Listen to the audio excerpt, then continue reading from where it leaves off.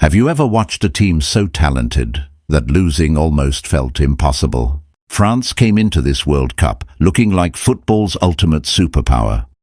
With stars like Kylian Mbappe, Ousmane Dembele, Michael Olise and Bradley Barcola leading the attack, many believed this squad wasn't just good enough to reach the final. They were expected to win the entire tournament. Every opponent they had faced struggled to contain their pace, creativity and finishing. On paper, France looked almost unbeatable. But then came Spain. 90 minutes later, the tournament favourites were walking off the pitch without a single goal, without any real control of the match, and with more questions than answers. Instead of celebrating another step toward World Cup glory, France suddenly found themselves defending their performance, questioning key decisions, and facing criticism from every direction. What made this defeat so shocking wasn't simply the final score. Great teams lose sometimes. That's football. The real surprise was how France lost. Their dangerous attack barely threatened. Their midfield seemed overwhelmed. Their game plan never truly worked. And within minutes of the final whistle, the conversation had already shifted from Spain's brilliant performance to arguments about the referee. Was one decision really responsible for knocking France out? Or was that simply the easiest explanation for a much bigger problem? Because when you look beyond the headlines, this semi-final tells a completely different story. It wasn't just about a penalty. It wasn't just about the referee. It was about one team arriving with a clear identity, and another discovering, on the biggest stage of all, that individual stars alone aren't always enough to win football's biggest matches. Spain didn't play like a collection of superstars. They played like a perfectly connected machine. And that difference changed everything. Next, we'll break down exactly how Spain took complete control of the game from the very first whistle, and why France never found a way back. From the opening whistle, something felt different. France tried to play with the same confidence that had carried them through the tournament, but Spain never allowed the match to become comfortable. Every pass was under pressure. Every attack was slowed before it could even begin. Instead of chasing goals, France spent most of the night chasing the ball. That was exactly what Spain wanted. While France relied on moments of individual brilliance, Spain relied on structure. Every player seemed to know where the next pass was going before receiving the ball. Their movement was calm, patient, and incredibly disciplined. They weren't forcing attacks. They were controlling the rhythm of the entire match. And once Spain controls the tempo, very few teams in the world know how to take it back. France's biggest strength, their explosive front line, slowly became their biggest weakness.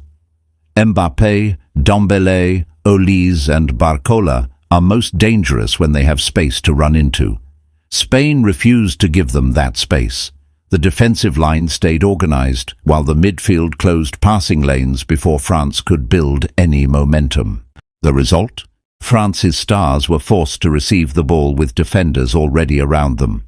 Instead of attacking at full speed, they were constantly turning backward or losing possession under pressure. As the first half continued, Spain looked more and more comfortable. Then came the moment everyone started talking about. A challenge inside the French penalty area. The referee immediately pointed to the spot. Spain converted the penalty and suddenly led the semi-final. Within seconds, social media exploded. Some fans called it the correct decision. Others believed France had been treated unfairly. The debate began almost instantly. But here's the important question. Even if you disagree with the penalty, was that really the reason France lost? Think about it. The penalty happened early in the match. There was still plenty of football left to play. Championship teams recover from setbacks all the time. Great sides don't disappear because of one decision. And that's exactly where this story becomes far more interesting. Because after falling behind, France didn't respond like tournament favourites. They struggled to create chances. They struggled to keep possession. Most importantly, they struggled to solve the tactical puzzle Spain had placed in front of them. By halftime, it already felt like Spain wasn't simply leading on the scoreboard. They were winning the battle of ideas. And in football, that's often the difference between good teams and champions. Next, We'll look at the tactical battle in midfield, why France's biggest weakness was exposed, and whether the referee controversy distracted everyone from the real reason behind this defeat.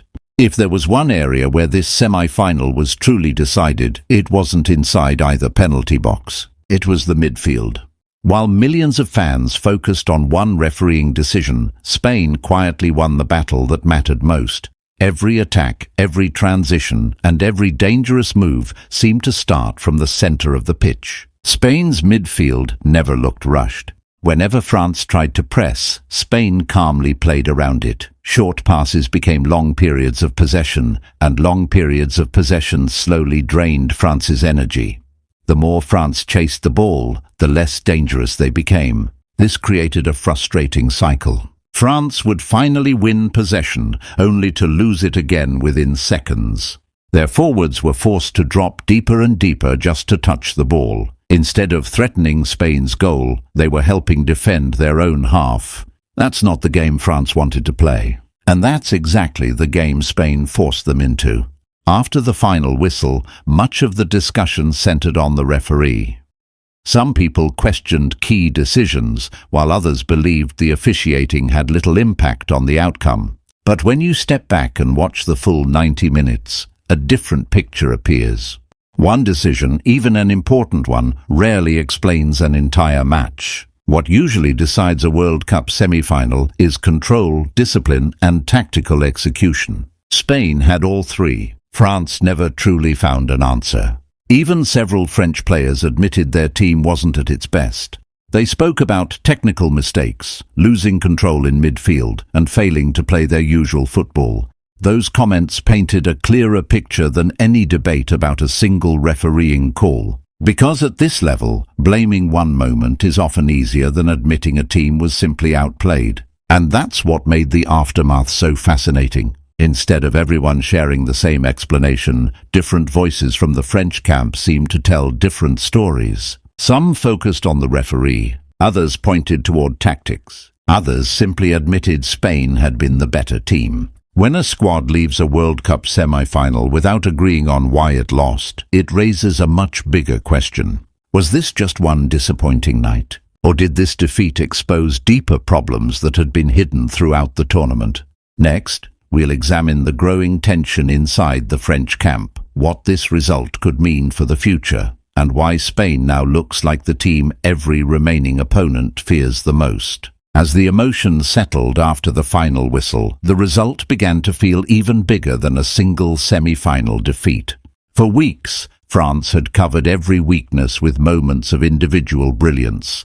When a team has players capable of changing a match in seconds, small tactical problems often go unnoticed. Victories hide flaws. Defeats expose them, and Spain exposed almost every one of them. The biggest question wasn't whether France had world-class players. Everyone already knew they did. The real question was whether those stars were functioning as one complete team. Against weaker opponents, talent was enough. Against Spain, it wasn't. Every time France tried to attack, Spain already seemed to know where the danger was coming from. Their defensive shape stayed compact, their midfield protected the back line, and when they regained possession, they slowed the match down instead of forcing risky attacks. That patience frustrated France even more. As the clock continued to tick, the pressure started building. Passes became rushed. Players began trying to solve everything individually instead of trusting the system. And that's exactly what Spain wanted. Football at this level isn't only about speed or skill. It's about making your opponent lose confidence. That's what Spain achieved. By the final 20 minutes, it felt less like France were chasing an equalizer and more like they were searching for answers.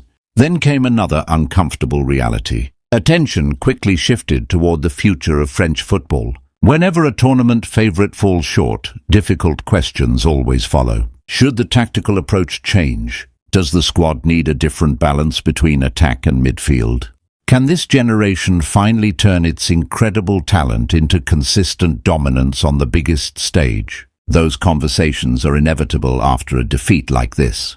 Meanwhile, Spain walked away, sending a completely different message to the rest of the tournament. They didn't rely on one superstar. They relied on discipline, teamwork, and complete belief in their system. And that may be the most dangerous combination any opponent can face. Because when confidence meets organization, even the biggest names in football can be made to look ordinary.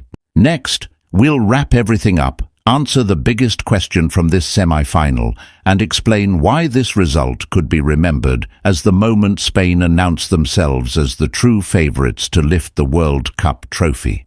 So when everything is stripped away, the emotions, the controversy, and the endless debates, one question still remains. Why did France really lose? Was it the referee? One penalty? One controversial decision? Or was it something much bigger? Looking at the full 90 minutes, the answer becomes much clearer. Spain didn't win because of luck. They didn't win because of one whistle. They won because they controlled the game from start to finish. They controlled the ball, they controlled the tempo, and most importantly, they controlled France. That's what champions do. Great teams don't always score the most spectacular goals. They make elite opponents look ordinary. And that's exactly what Spain managed to do against one of the most talented squads in world football.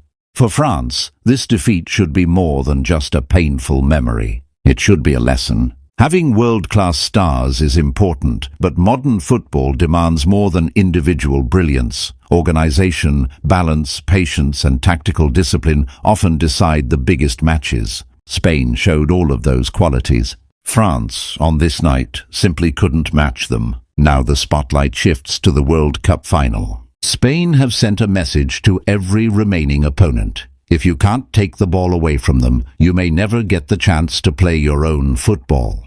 That's a frightening thought. And it's exactly why so many people are now calling Spain the team to beat. But football has a habit of surprising everyone. One magical moment, one tactical adjustment, or one unforgettable performance can change history forever. So the biggest question is no longer why did France lose? It's can anyone stop Spain before they lift the World Cup trophy? What do you think? Did Spain simply outclass France from the first whistle? Or do you believe the refereeing decisions played a bigger role than many people are willing to admit? Share your opinion in the comments below. If you enjoyed this analysis, don't forget to like the video, subscribe for more World Cup coverage, and turn on notifications so you never miss the biggest stories from football's biggest stage. Because if this semi-final taught us anything, it's that on the road to the World Cup,